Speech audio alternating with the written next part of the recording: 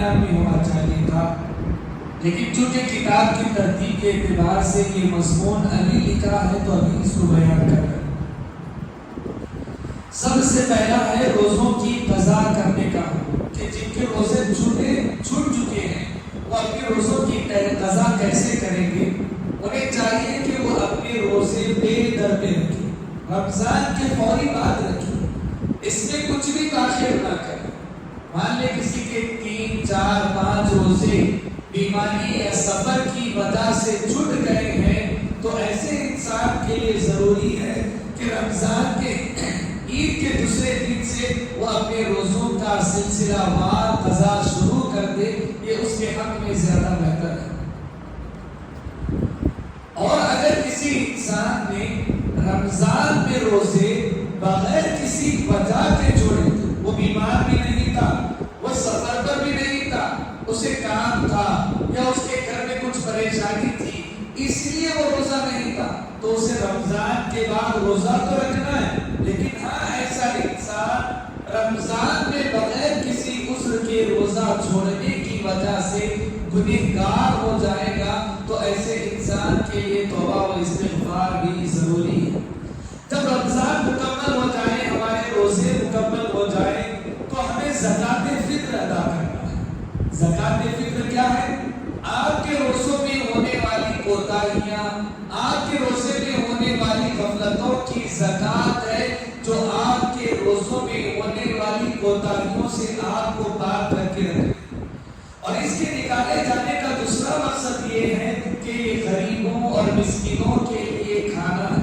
نبی صلی اللہ علیہ وسلم نے بیان فرمایا کہ عید کو جانے سے پہلے زکوٰۃ من الفطر صاع من تمر او صاع من شعیر علی العبد والحر والذکر والانثى او کما قال علیہ الصلوۃ والسلام، کہ زکوٰۃ فطر یہ ہے کہ آپ شعیر یعنی گھیو اناج میں دیں یا پھر اسی طرح کھجور اناج میں دیں۔ کب دیں؟ یہ عید کی نماز کو جانے سے پہلے دیں۔ کس کو دیں؟ یہ کس پر واجب ہے؟ یہ غلام پر واجب ہے، آزاد پر واجب ہے، مرد پر واجب ہے، عورت پر واجب ہے، بڑے پر واجب ہے، چھوٹے پر واجب ہے، یہاں تک کہ وہ چھوٹا بچہ جس پر ابھی روزے فرض نہیں ہوئے ہیں یا اگر کوئی ماں کا دودھ پیتا بچہ ہے اس کے جانب سے یہ زکوٰۃ الفطر ادا کرنا ہے۔ دو وجہ ہیں، ایک تو روزوں کی پاکی ہے اور دوسری وجہ یہ ہے کہ یہ غریبوں کا کھانا ہے۔ زکوٰۃ فطر ہم کیسے ادا کریں گے؟ ایک انسان کی طرف سے 3 کلو 2.5 کلو، مان لے ایک انسان کی جانب سے 3 کلو ادا کر دیا جائے تو اس میں کوئی حرج کی بات نہیں ہے۔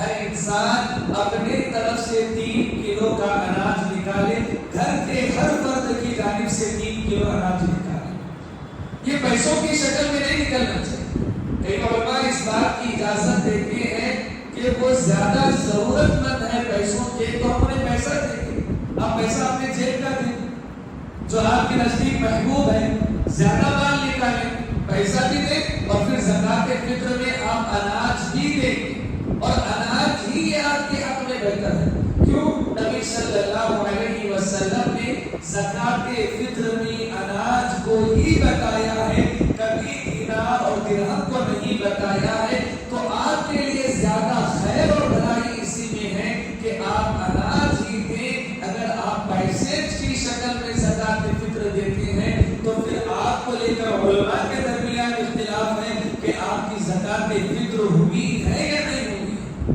تو کیوں اختلافی مسئلے میں پڑھنا؟ بہتر ہے کہ آپ اختلافی مسئلے میں نہیں پڑھیں گے، زکوٰۃ فطر کو ہم اناج کی شکل میں ادا کریں گے۔ زکوٰۃ فطر کب تک ادا کیا جائے گا؟ یہ جائز ہے کہ آپ 28، 29 اور 30 رمضان کو نکالیں، رمضان کے آخری ایام میں 2-3 دن ایام میں نکالیں، لیکن اس کا سب سے زیادہ پسندیدہ وقت ہے چاند دیکھنے کے بعد عید کی نماز کو جانے سے پہلے ادا کریں۔ اس کی حد ہے عید کی نماز۔ عید کی نماز کے بعد اگر کوئی اس زکوٰۃ کو نکالتا ہے، زکوٰۃ فطر کو، تو اس کی وہ زکوٰۃ فطر بحیثیت زکوٰۃ فطر اللہ کے دربار میں قبول نہیں ہوگی۔ تو ہر انسان کو نماز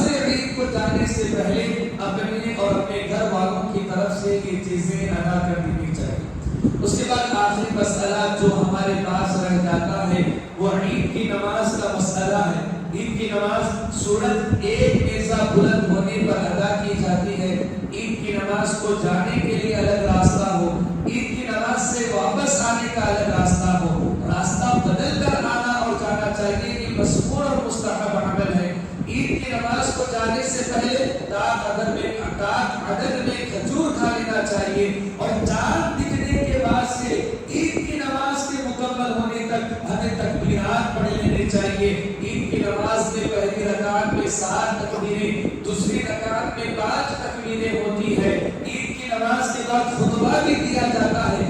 عید کی نماز سے پہلے کوئی خطبہ نہیں، کوئی خطبہ نہیں، اور اگر کوئی دے رہا ہو عید کی نماز سے پہلے تو خطبہ کہتے بھائی تو بدعت کی ہے، تم نے نئی بدعت شروع کر دی۔ اور عید کی نماز کے بعد جو خطبہ دیا جائے گا وہ زمین پر کھڑے ہو کر دیا جائے گا، اس کے لیے کسی ممبر کا احترام کرنا یہ بھی مسنون عمل نہیں ہے۔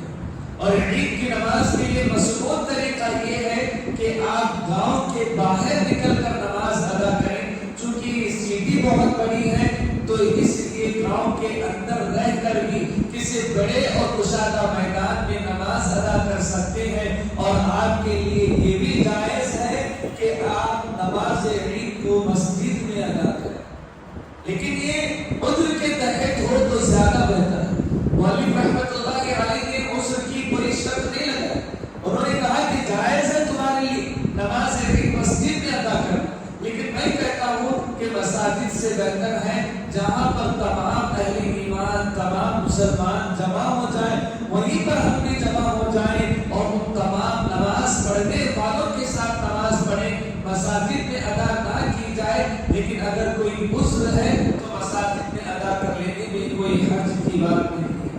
یہ کچھ باتیں تھیں جو روزوں کے احکام اور مسائل اور عید کی نماز سے متعلقہ تھی، میں نے آپ کے سامنے رکھی۔